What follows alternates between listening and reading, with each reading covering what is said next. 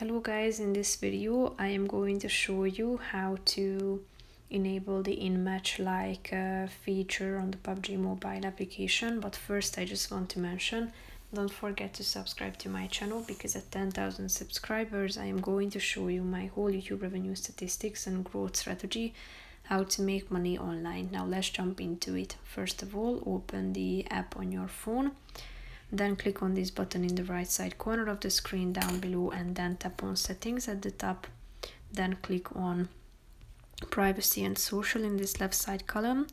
After that, tap on the social or go to the social section, and here you can see that the first option is the in-match like feature that you can enable or disable. So tap on the relevant button, and then this feature will be updated automatically. So basically that's it for this video guys. See you in the next one. Bye bye.